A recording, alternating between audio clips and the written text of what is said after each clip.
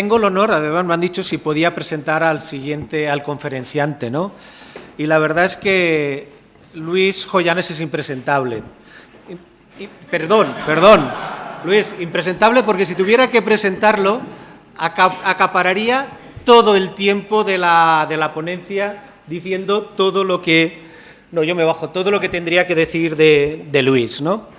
Entonces, simplemente voy a resumir, decir que es un amigo, porque si no, no hubiese hecho la broma, pero eso a lo mejor no os dice nada. Pero sí que puedo hablar en nombre de muchos y decir que, para presentar a Luis, que Luis Joyanes es un maestro. Es el maestro de muchos informáticos, de muchos que nos dedicamos a estas cosas, y para mí, Luis, la palabra maestro tiene mucho valor. Y de verdad que Luis es un maestro de muchísimos informáticos y profesores de informática que estamos en las universidades. Luis, estoy ansioso de escucharte una vez más.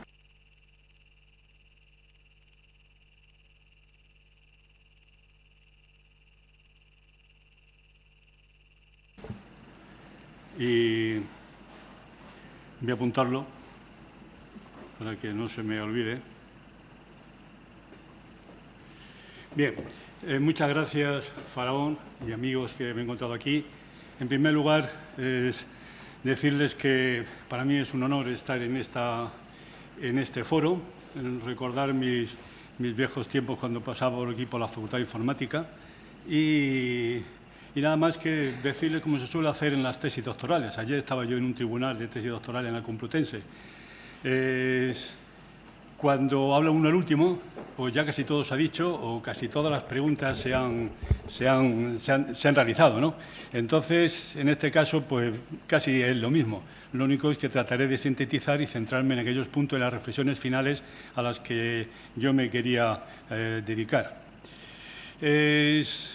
Lo he centrado en la cuarta revolución industrial, que es la naciente industria 4.0, que fue un concepto que se ultimó en el 2011 en Alemania, en las grandes empresas, en la Feria de Hannover, que luego tendré ocasión de hablar de ella, y le encargó la Academia Alemana de Ciencias que hiciera un estudio sobre cómo las fábricas, en principio alemanas, se tenían que transformar a estas nuevas tecnologías.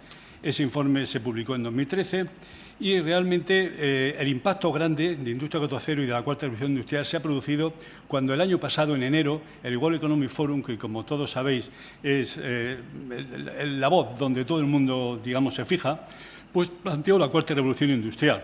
Y además, pues su presidente, Schwartz, que publicó un excelente libro de la Cuarta Revolución Industrial, que se lo recomiendo y que para mí es una inspiración, pues planteó que la revolución actual había pasado de la mecánica, la eléctrica, la electrónica o informática, donde estamos, a una nueva revolución que se apoyaba en los sistemas ciberfísicos fundamentalmente.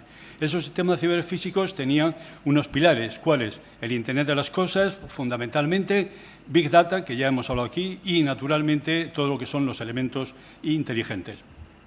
La fabricación inteligente que planteaba ese informe, en esencia, lo que trata es de conseguir que todos los componentes del sistema de procesos de una fabricación, pues pasar de la fabricación convencional a la fabricación inteligente, de tal manera que se utilizasen esas tecnologías que hemos ido viendo.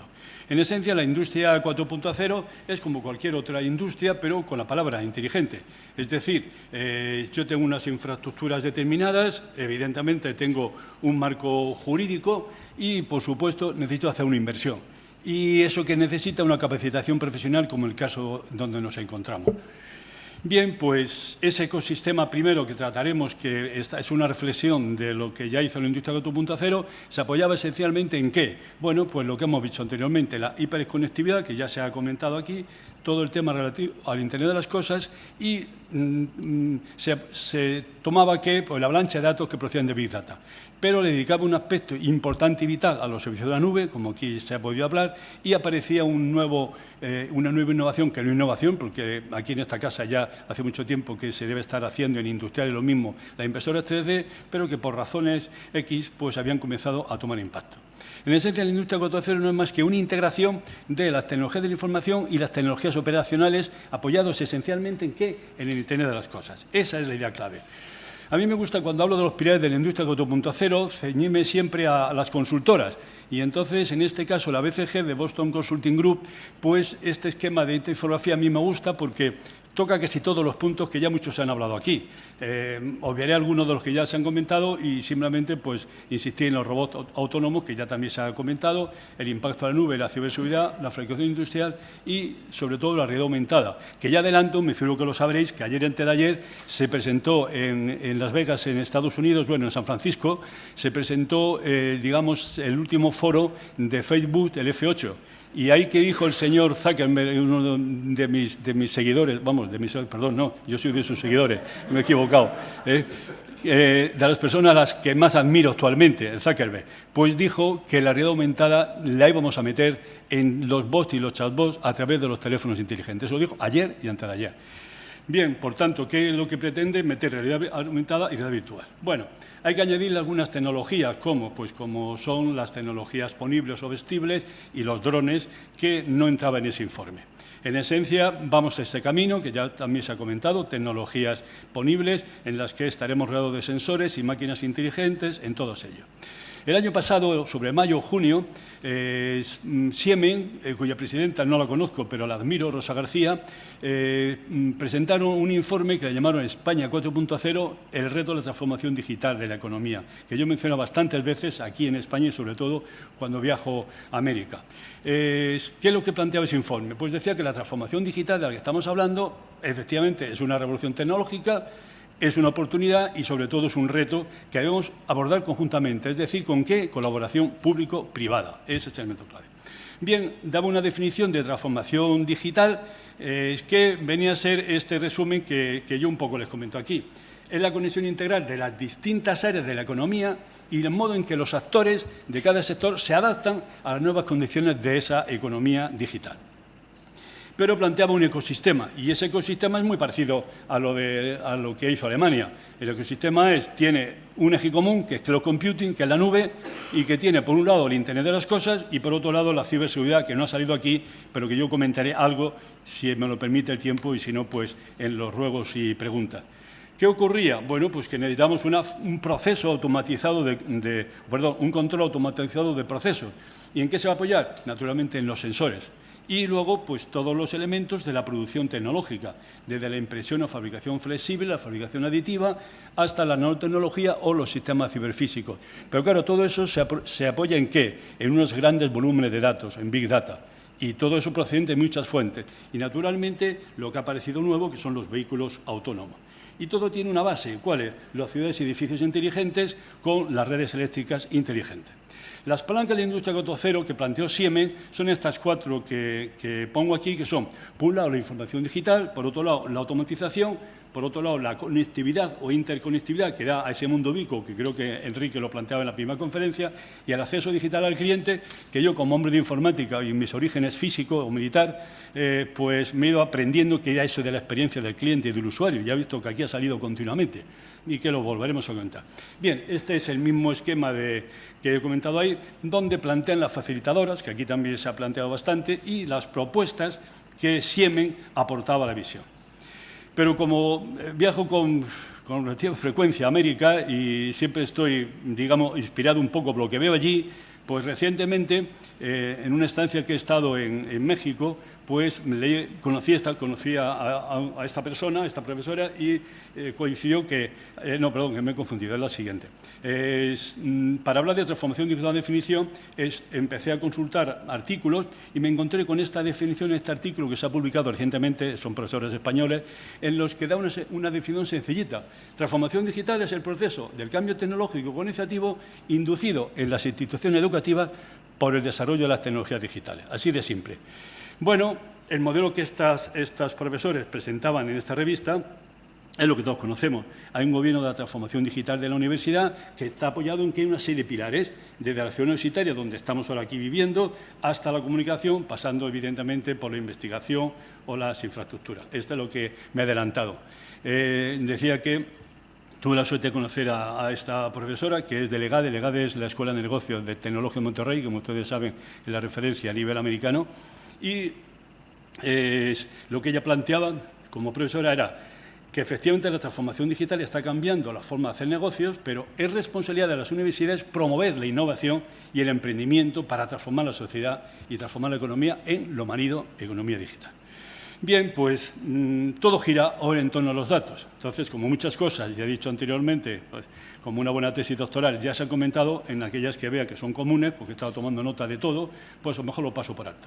Pero no puedo pasar, hablando de transformación digital, de mencionar a mi querida consultora Gartner. No conozco a nadie, excepto a algún estudiante mío que debe estar por allí trabajando, pero sí que me gusta centrar este primer informe, que es el informe de sobreexpectativas de Gartner.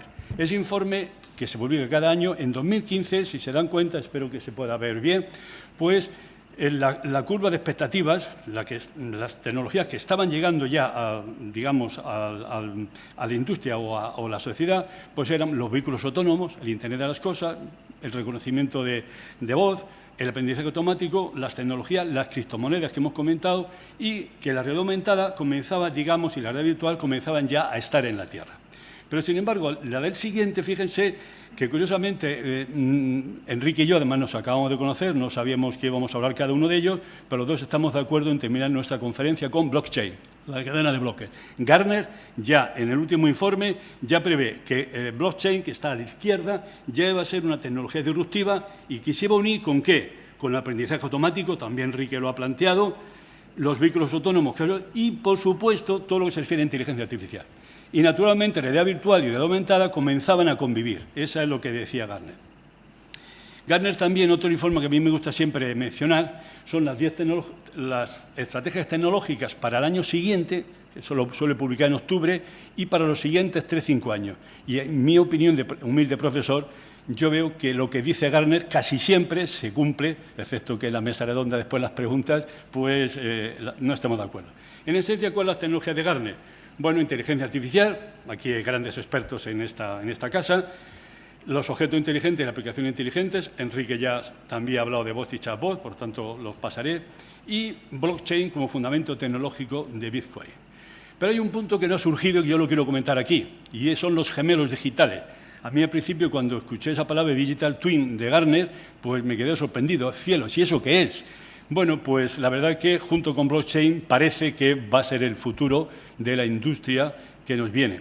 ¿Y qué viene a ser un gemelo digital? Bueno, es un programa de software, para los que no conozcáis el término, yo lo conocí hace poco, que lo que trata es de simular el proceso de fabricación.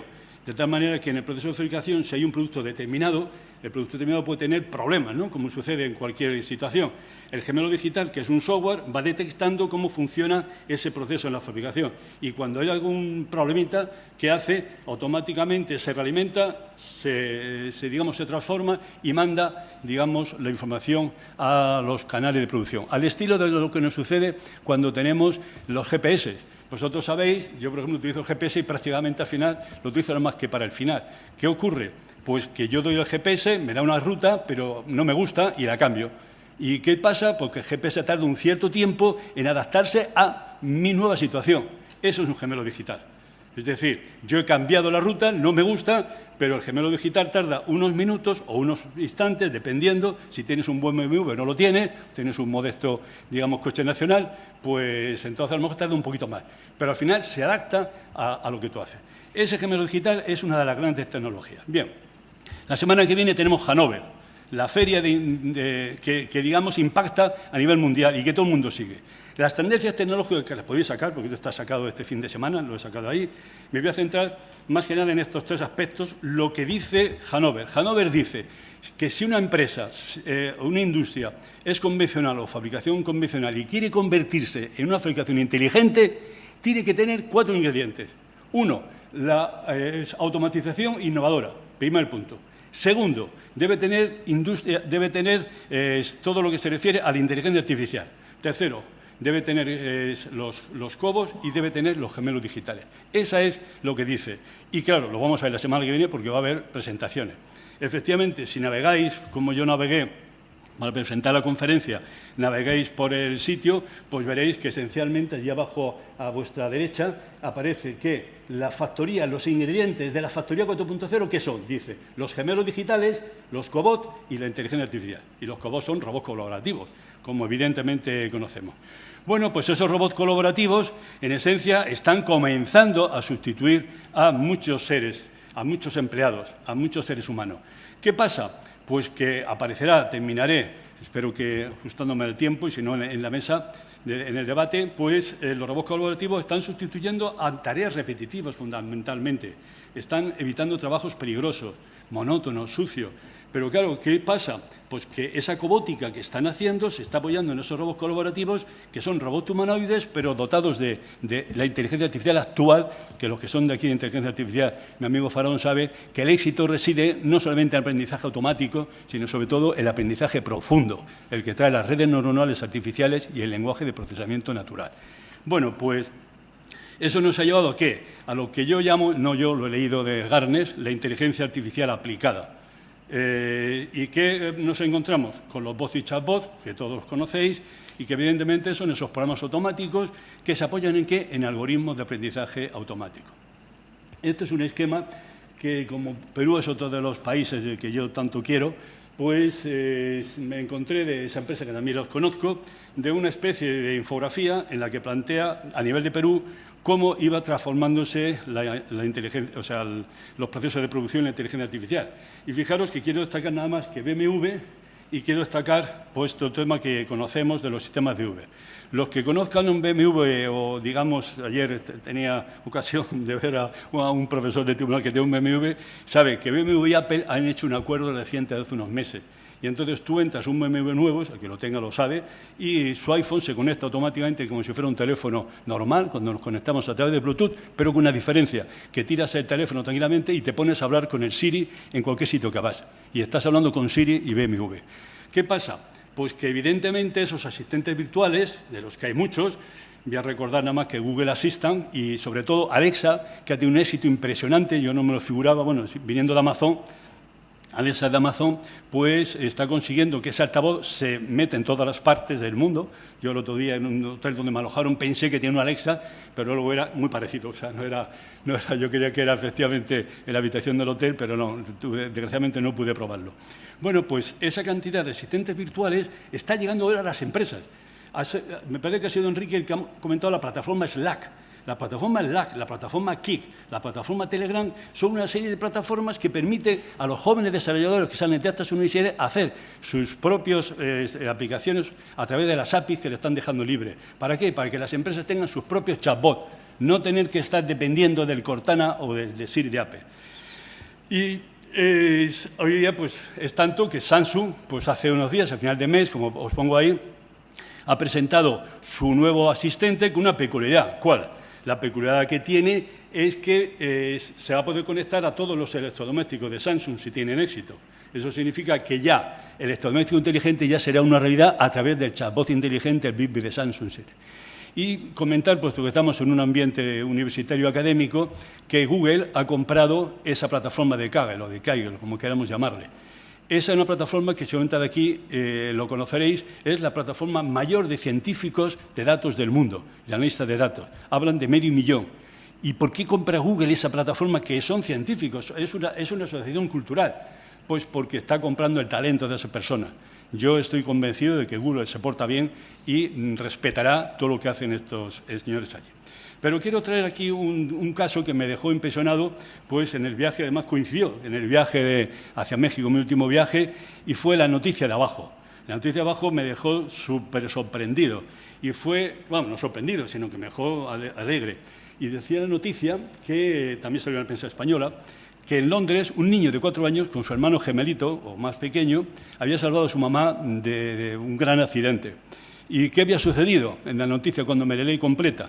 Pues lo que sucedió es que la mamá, con buen acierto, le había enseñado al niño a practicar, al niño mayor de los 2 gemelos, o no recuerdo, 2 hermanitos, le había enseñado a manejar el Siri. El niño, cuando la madre se marea en la habitación, o se marea en la casa y prácticamente pues, pierde el sentido total, el niño con 4 años tiene la iniciativa, la idea en la cabeza, que le quita a la mamá el teléfono, le da a los que tengáis un iPhone, le da a la teclita redondita y allí aparece el señor Siri. Y Siri le dice, ¿qué te pasa? ¿Qué te ocurre? Y el niño, mi mamá está muy malita, está muy mala. ¿Qué hizo el señor de Siri? El señor de Siri, a través de aprendizaje profundo, fue y detectó un hospital, un servicio de asistencia médica. Y en 13 minutos la asistencia médica llegó y salvó a la mamá. Evidentemente, esto no va a ser los problemas que yo voy a comentar después en retos, si tenemos a continuación, pero ha surgido aquí la computación cognitiva, por consiguiente, no insisto, tal vez por aquello de que yo represento un poco al software abierto, software libre, decir que, por suerte, IBM, en esta casa más me consta que hay bastante contacto con ellos, se apoya en software abierto, en Apache Spark y Python esencialmente. El Internet de las cosas, en esencia, todos sabemos lo que es. En esencia, es cosas que yo tengo, una infraestructura de comunicaciones y que tengo una infraestructura de computación. Entonces, ese Internet de las cosas se apoya en tres, digamos, etapas grandes. Por un lado hay sensores, por otro lado hay conectividad y por otro lado hay personas y procesos. O dicho de otra forma, yo tengo infinidad de sensores de todo tipo, tengo conectividad de todo tipo de redes y, naturalmente, las personas, ha insistido mucho Enrique, y aquí en la mesa lo he podido comprobar, lo que habéis insistido continuamente en el tema de las personas, de los recursos humanos, que constituyen ese Internet. ¿Todo eso de dónde nos viene? Bueno, todo eso nos viene de que, como ustedes saben, o como sabéis, perdón, realmente hay una avalancha de datos tan impresionante que esa avalancha de datos está constituyendo el universo digital de datos y, naturalmente, Big Data, como suelo a veces recordar cuando hablo de esto en mis antiguos alumnos, empecé a mentarles Big Data, que yo estaba equivocado. Yo creía que Big Data era gran volumen de datos, hasta que, como todos los que estáis aquí sabéis, era un error mío que tenía, que gracias a Dios lo pude corregir. Es analizar esos grandes volúmenes de datos para que las empresas convertir los datos en conocimiento, para que el conocimiento se pueda emplear en toma de decisiones. Entonces, eso me dice que ese universo digital de datos que se prevé y que parece que no se equivoca IDC con Computer World, yo creo que no se equivoca, se prevé 40 zettabytes en 2020. Todos los que estamos aquí ya estamos habituados a esa cifra, pero hace 3 o 4 años tú decías eso de zettabytes y nadie sabía qué era esa unidad de medida. Lo que pasa en un minuto de Internet, pues es impresionante. O sea, yo pongo aquí algunos ejemplos, pero bueno, es que los que seáis de Snapchat, pues fijaros la cantidad de mensajes o de fotografías que se mandan, los que seáis de Netflix o los que seáis de Tinder, si os guste Tinder más que LinkedIn, en fin, cualquiera de esas circunstancias. Esa avalancha de datos lo que está haciendo esencialmente lo que está haciendo es sistematizar esos datos para poner orden al caos que plantea Big Data. Pero no podemos dejar en un sitio como este, en un foro como este, de hablar de los datos abiertos, porque hablamos mucho de Big Data, pero los datos abiertos. Los datos abiertos sabéis que son todos esos datos que tienen las administraciones públicas, las universidades, los hospitales, etcétera, de los empleados de las empresas y que deben de estar abiertos, como se dice el nombre, deben estar a disposición de las personas y de las empresas para que podamos aprovecharnos de ellos, guardando los debidos temas de privacidad y protección de datos. ¿Qué ha ocurrido? Pues que el señor Obama, que fue uno de los que inició ese lanzamiento, empezó en Estados Unidos, luego pasó a Gran Bretaña y aquí en España tardamos, pero al final llegamos. Las iniciativas que yo recuerdo de mi historia de estudio de Open Data, nacieron en el País Vasco y en el Principado de Asturias, fundamentalmente. Esas dos en Asturias, pues no me extraña, tengo aquí a dos buenos asturianos, que esa iniciativa, a través de ese TIC, pues pudiesen hacer, ¿no? Bueno, nada más que aquí, como la conferencia se queda aquí a disposición del que la quiera, con mucho gusto, o si no quieren venir luego a copiarla, pues ahí os dejo diferentes lugares donde podéis un poco analizarlo. He querido hacer un pequeño análisis de cuál es la situación y por qué realmente estamos llegando a esto que se ha comentado en la mesa redonda y a la conferencia de Enrique. Bueno, pues porque una simple arquitectura de Big Data, tan sencillita como esta que os pongo aquí, a la izquierda, a vuestra derecha, tenemos las fuentes a vuestra izquierda, perdón. Tenemos las fuentes de datos procedentes de 1000 sitios. Esas fuentes de datos necesitan que ser recolectados.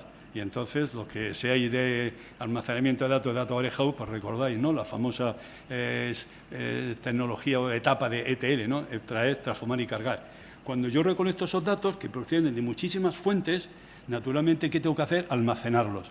Y cuando ya los almaceno, ¿qué necesito hacer? Procesarlos y darles el tratamiento adecuado. Pero, fundamentalmente, tengo que analizarlos. Y una vez que lo he analizado, ¿qué tengo que hacer? Visualizar los resultados. ¿Para qué? Para que los directivos de empresa, de universidad, etcétera, puedan tomar decisiones. Como suelo decir siempre en puntos como este, tú dile a la presidenta del Banco Santander, nuestra excelente estratega a nivel internacional, Patricia Botín, pues que ha encargado un informe a su equipo directivo o a su equipo de tecnología y aparece con 50, 60, un informe de 100 páginas. Igual se lo lee, pero lo lógico que hay que hacerle que es darle una hojita o 2 hojas. Es decir, y entonces ha aparecido el concepto vital de visualización de datos. De tal manera que ese directivo, ese ejecutivo, con esa hoja, 2 hojas o 3 hojas, pueda tomar las decisiones adecuadas. Bien, en esencia, esto también, perdonad que hable de software abierto y de software libre, esta es una plataforma típica de Pentaho, que muchos lo conocéis, donde por un lado tengo las fuentes de datos, por otro lado yo manipulo todos esos datos en esa operación que os he dicho y al final, ¿qué pasa? Visualizo. ¿Y dónde tengo ese repositorio de datos? Bueno, pues en Hadoop o en Spark o en base de datos NoSQL o en base de datos analítica.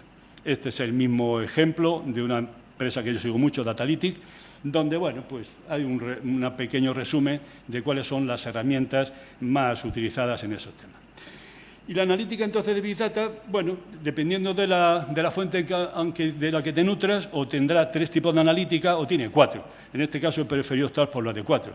Yo tengo una analítica descriptiva de qué es lo que ha pasado, por qué ha pasado, qué va a pasar y qué de hacer para que pase.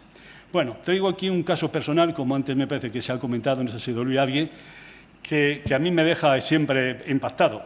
Y es que cuando navego, como os pasará a vosotros, continuamente me salen mensajes que están adaptados a mí, lo que hemos dicho anteriormente, ¿no? La experiencia de usuario. ¿Y qué ocurre?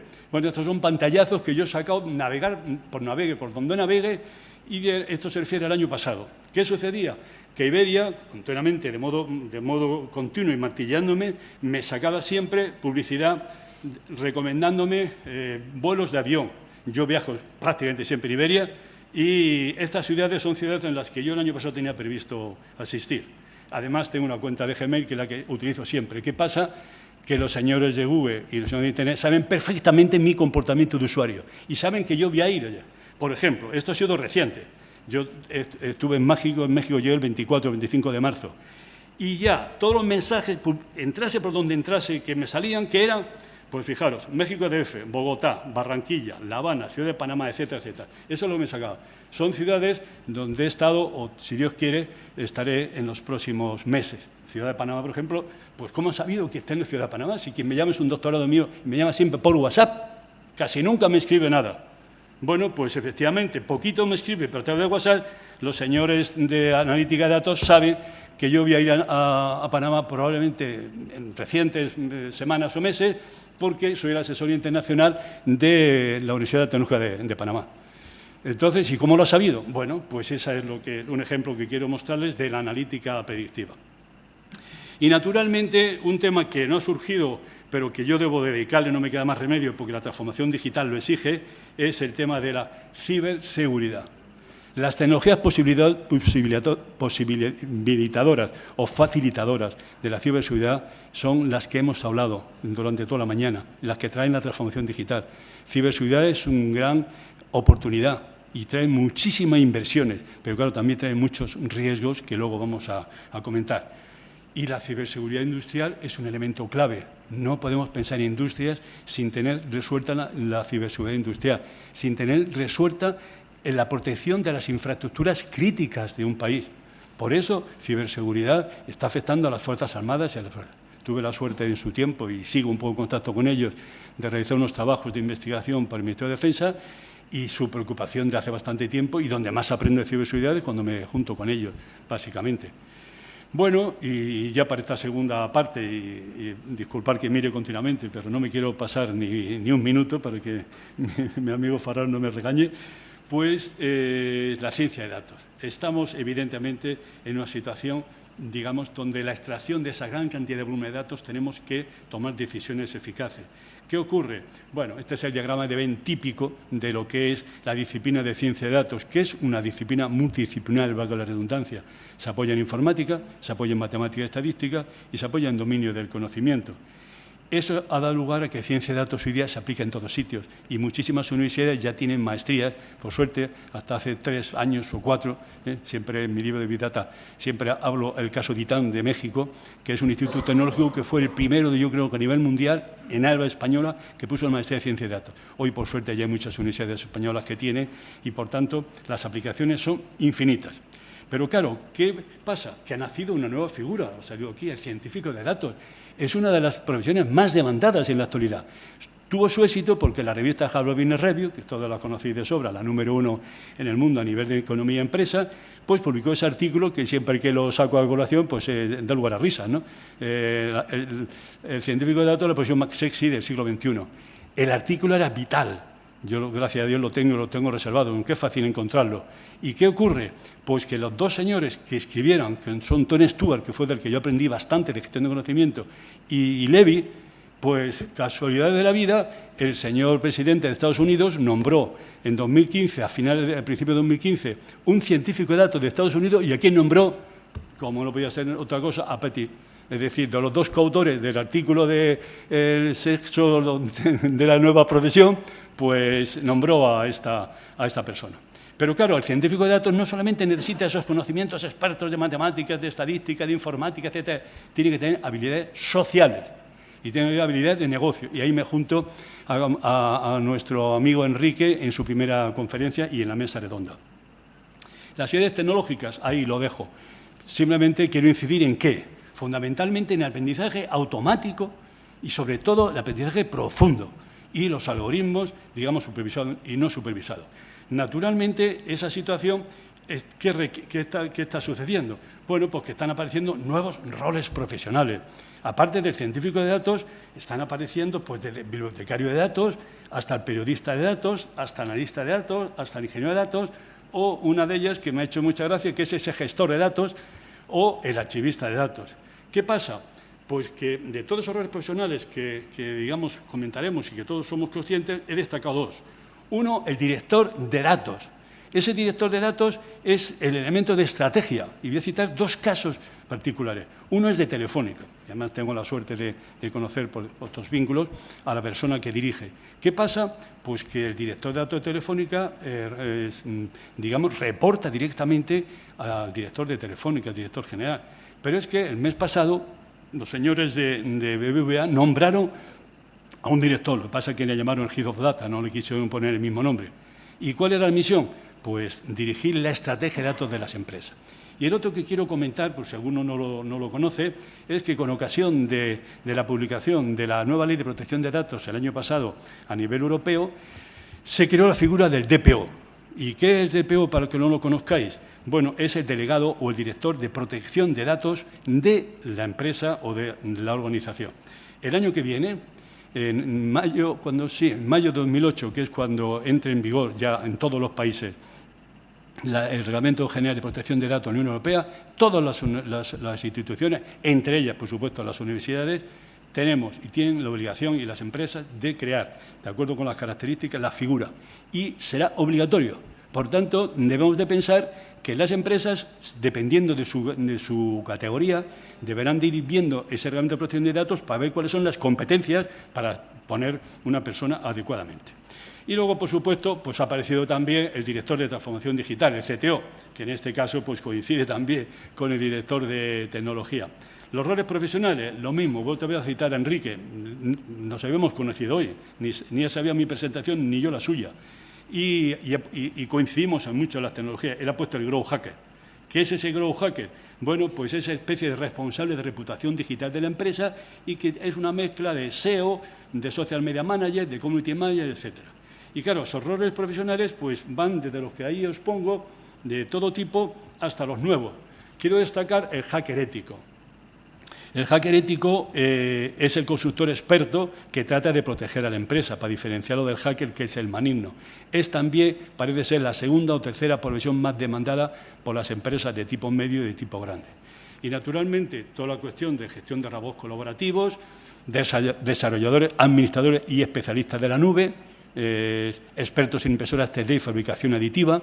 Me figuro que lo habréis escuchado a lo mejor, pero los señores de Adidas tienen previsto que para este año un montón de cuantas miles de zapatillas van a ser impresas por impresoras 3D. Y Boeing 787, el 1% que leí el otro día de las piezas del Boeing 787 que se está fabricando va a ser construido por fabricación aditiva por impresoras 3D. El 1% del producto del avión.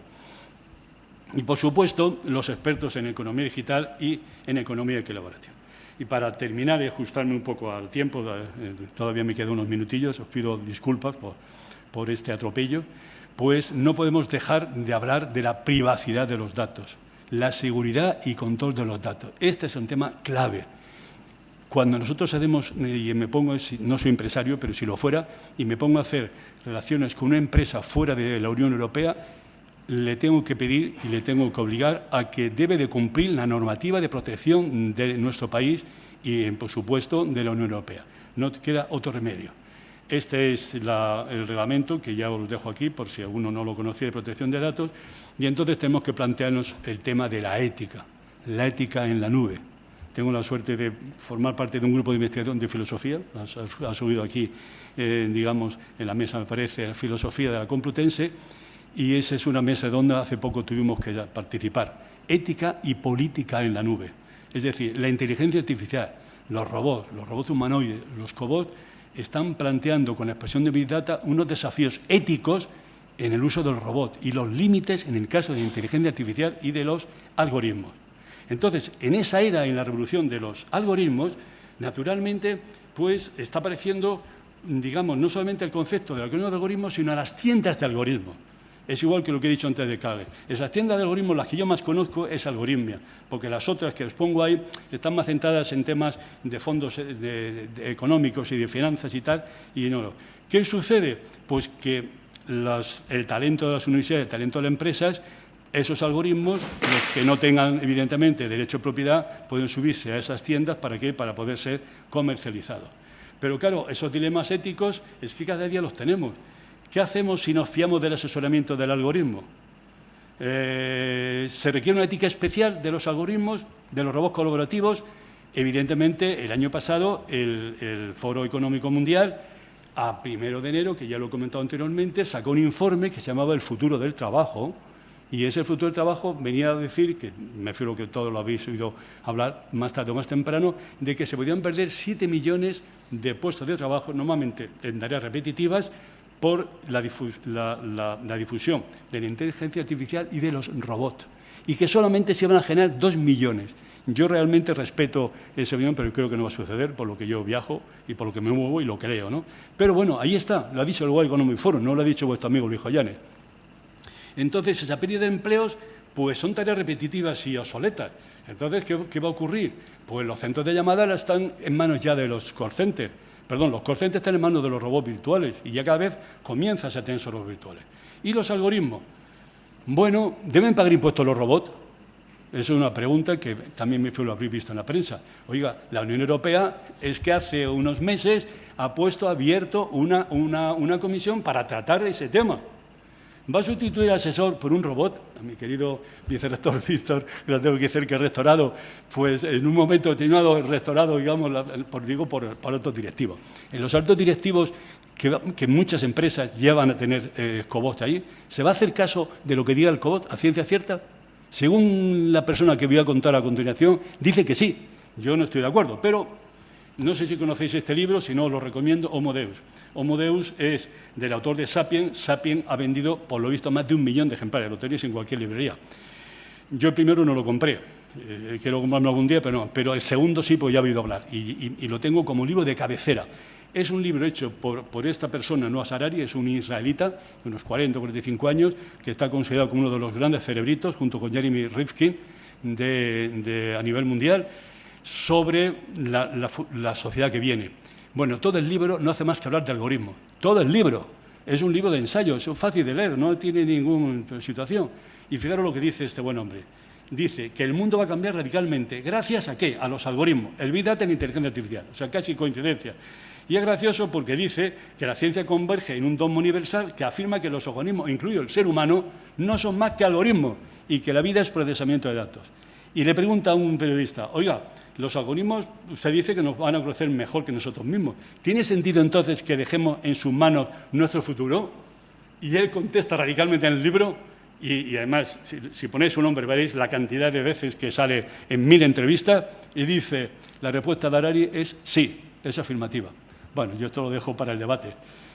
La revolución de blockchain lo ha comentado también Enrique, me ha sorprendido, bueno, no me ha sorprendido, porque el informe de sí lo conocía, y evidentemente la primera tecnología es blockchain. Pero blockchain es el soporte, eso creo que no lo he comentado, de las monedas o de las criptomonedas Bitcoin. Pero hay muchas más. Hay, por ejemplo, las plataformas de Ethereum se dedica a eso. Y se basa en que, esencialmente, desde el punto de vista tecnológico, en aplicaciones distribuidas y en contratos inteligentes, que esto sí lo ha comentado él. Entonces nos enfrentamos ¿a qué? A la revolución silenciosa del blockchain. Entonces, este domingo pasado, en La Vanguardia, hacía un excelente artículo, un dossier de 2 páginas, ya planteaba, apoyándose en artículos del MIT Technology Review, y decía algo así, que la tecnología de cadena de bloques, que es lo que ha comentado Enrique, facilita un registro de datos inalterable y descentralizado en redes pseudonónimas. ¿Qué sucede? Pues que en ese artículo, que es muy bueno, plantea qué es, cómo funciona, qué ventajas tiene, en qué se aplicará, y efectivamente cualquier sector económico y educativo. Fíjate, una cosa que he aprendido esta mañana es que yo no había prestado, y desde luego desde esta misma tarde o noche empezaré a prestarle a ese ejemplo que nos ha puesto Enrique sobre la aplicación de blockchain en temas educativos. Bien, pues ya termino con lo que va a suceder la semana próxima en Hannover. Bueno, lo he comentado, por tanto, nada más que es una síntesis. Automatización innovadora, cobot, gemelos digitales y la inteligencia artificial. Y mis reflexiones sobre las tendencias abiertas en transformación digital es que, por suerte, todos apoyan en software libre y en software abierto, los datos abiertos que cada vez más con Big Data atienden a datos inteligentes, la cadena de bloques que le he comentado y lo que yo entiendo que es necesario privar y promocionar en las universidades y las empresas es la ética y la privacidad de los datos en todos los pilares de la transformación digital. Y entonces es necesario tener presente que hay una experiencia de cliente o de usuario, como queramos llamarle, que aquí ha surgido, el marketing programático, es decir, la publicidad y la compra programática, lo que a mí, digamos, el ejemplo que os he comentado de Iberia, ¿no? ¿Por qué sabían que yo y por qué razón me pasaban anuncios de publicidad programática de Iberia? Bueno, pues porque en esencia no es más que la experiencia del cliente o la experiencia del usuario. Es necesario centrarse en la economía colaborativa y la economía de algoritmos y, por supuesto, lo que quiero destacar es que algoritmia es el poder del talento académico profesional. Si tenéis algún algoritmo bueno, que no tenga evidentemente derecho de propiedad y queréis subirlo a algoritmia, os van a pagar bastante bien. Y, por supuesto, pues el tema de la internalización del estudiante, que en mi caso, por mi conocimiento de Latinoamérica, pues es un tema vital. Y termino en el tiempo. ¿Cuáles serían las tendencias abiertas que yo considero en transformación digital? Mis recomendaciones personales. Bueno, cuando pusimos en marcha ya por 90 nuestra Facultad de Informática, pues una de las asignaturas que en aquellos momentos nos pidieron que pusiéramos, que era Ética y Derecho Informático, pues mucha gente luego al final nos siguieron. Decían que estábamos locos, que como era una universidad de iglesia, pues que era lógico que pusiéramos asignatura. Bueno, luego por suerte no ha sido así. Mi opinión es que se deben de incluir asignaturas en todos los planes de estudio, adaptándolos al plan de estudios, al currículum, etcétera, etcétera, de transformación digital, de estrategia y análisis de datos, de ética y responsabilidad social y de privacidad, protección, calidad y seguridad de los datos. Muchas gracias y me tenéis a vuestra disposición ahora para el debate o cuando sea. Muchas gracias.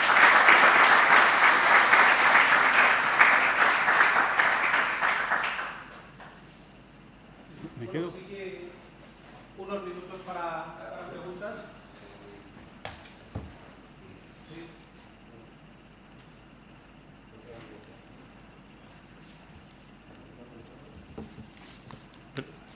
Faraón de todo, vale. ¿No? De las tres, sí, de las tres conferencias. No, pero digo que de las tres conferencias. Sí, sí, de cualquier tema, de la mesa redonda también están aquí los compañeros. ¿Alguna pregunta?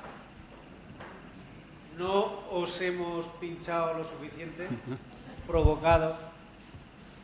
No podéis ser tan sumisos de quereros todo lo que os han contado aquí, porque luego está la realidad del día a día de los servicios de informática, de los profesores de las aulas, del mundo, que tampoco están tanto. Dar información para poco tiempo.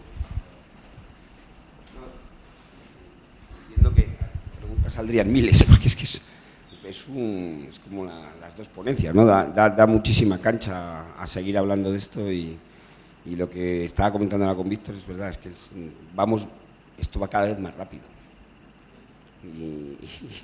Y el mundo, tanto el mundo empresarial, que sí que lleva a su ritmo, porque no le queda más remedio, y tiene un interés claro de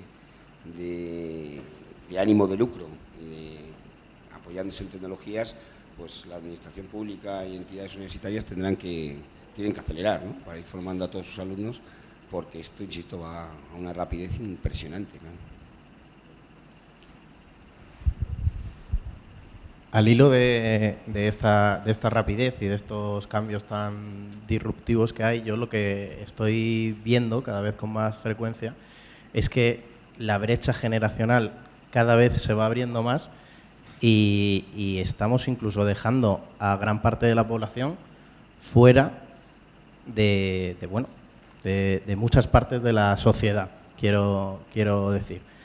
Entonces, Pregunta a don Luis, ¿hay alguna forma de involucrar, de enseñar a toda esa gente que estamos dejando fuera? Yo noto en mi vida diaria como hay gente que no se ha subido al carro de la transformación digital y que ven mermadas sus posibilidades de sociabilizar y de hacer una vida normal. Bueno, efectivamente, creo que también Enrique lo ha comentado, ¿no? Los nativos digitales no tienen por qué estar son, como sabes, pues es una calificación que han hecho en función de la fecha que han nacido, ¿no? Pero no tienen por qué tener esa formación digital. Yo, que soy de un pueblito de Andalucía, que todavía no he citado el nombre, pero igual momento lo cito, que tiene 1.200 habitantes, pues solo se aprovecha naturalmente de los olivos y de una fábrica de chorizo que tenemos excelente. ¿Y qué ocurre? Pues efectivamente eso que tú dices es una pura realidad. ¿Cómo se debía de hacer? Bueno, yo creo que aquí es un poco lo que me plantearon hace tiempo en la ciberseguridad. Colaboración público-privada. Es necesario que exista esa colaboración. Si las empresas no colaboran con la administración y con las universidades, y al revés, no se puede llegar. Es imposible. Pero claro, el problema es que yo lo sé por mi pueblo, donde a veces se han montado empresas, e incluso pues me pedían que organizase unas jornadas allí para hablar de lo último, y claro, pues yo contar a la gente de mi pueblo lo último de este tema, pues es absurdo, ¿no? Pero sin embargo, si los alcaldes, los responsables de las comunidades, etcétera, etcétera, digamos, pusieran medios a disposición de esa formación que tú estás pidiendo, y las universidades y las escuelas de negocios colaborasen, porque la escuela de negocios también necesita, las universidades necesitamos también los fondos.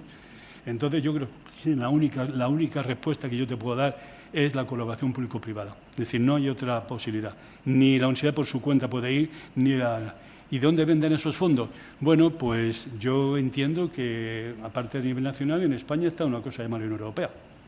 Te puedo contar una cosa reciente, por ejemplo en Cuba, donde he estado allí. ¿Qué sucede? Pues hay mucha problemática.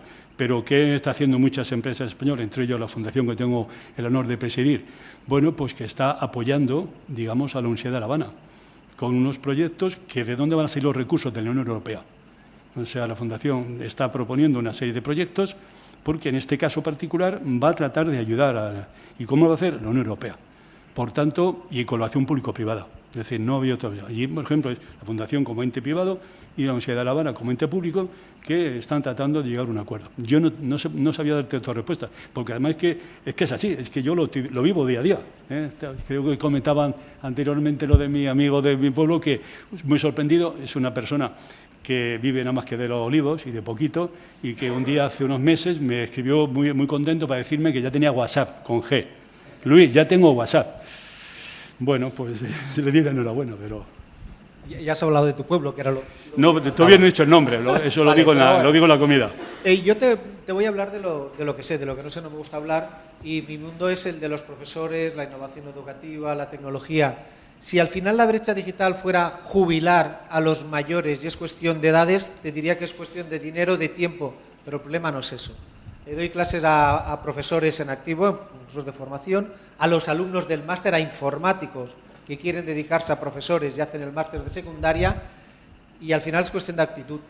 Yo he visto más reacio al cambio de un modelo educativo en alumnos que acaban la ingeniería en informática y quieren ponerse a dar clases que a lo mejor en profesores activos. Yo creo que esa transformación tiene mucho de actitud. Y cuando ya tienes la actitud, sí que te tienen que preparar, ¿vale? Dar las herramientas y prepararte. Pero sin la actitud de cambio, y el cambio es lo que el ser humano le cuesta mucho, ¿vale? Porque además tú cambias y al final dices, bueno, cambio y copio. Pero si no tienes ese referente para copiar, ¿quién te dice hacia dónde tienes que ir? ¿Qué es lo que tienes que hacer? Estás construyendo el camino, estás caminando por una senda que no sabes construirla. Es más, tienes el riesgo que aparezca un camino por donde han pasado muchos sin llevar a ningún sitio. Simplemente que como pasan muchos dejan la senda y la sigues y no es la correcta porque está marcada. ¿Hacia dónde vamos a ir? ¿Vale? Porque al final el mundo está cambiando, es lo que dicen, lo que se ha convertido en nómadas del planeta.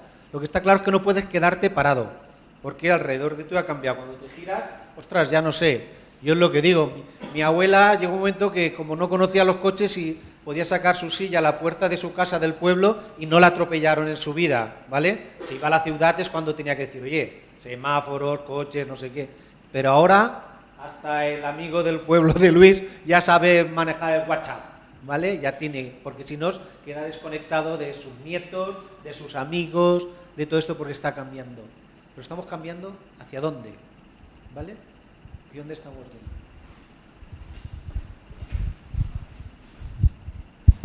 Yo totalmente de acuerdo contigo. Solo quiero añadir un par de ejemplos. Mi suegra y mi madre. Mi suegra, profesora de colegio, precisamente, toda su vida, se embarcó con su iPad y empezó a consumirlo. Y consume la tecnología como uno cualquiera, obviamente con sus limitaciones. Juega al bridge por internet, WhatsApp con la familia y fotos, comparte fotos con todos sus nietos, etcétera. Está embebida en la tecnología. Mi madre, cero. No ha habido forma, le hemos regalado un iPad, nos hemos sentado con ella, nada, no ha querido. Entonces, actitud sí, actitud no. Para mí eso es la clave. Es difícil, dificilísimo, porque va a una velocidad todo esto que nosotros la podemos absorber, que estamos aquí metidos y la entendemos, pero la gente la puede ir cogiendo por, como si dijésemos, en puntos temporales, cada 5 años, cada 10 años, pues la gente va a otro ritmo. Pero tiene que tomar la decisión de querer, es querer. Totalmente de acuerdo.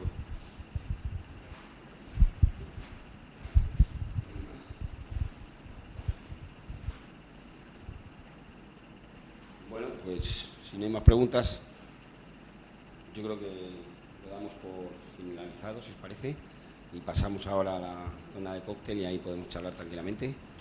Y en cualquier caso, pues muchísimas gracias por venir a todos y os esperamos en el próximo.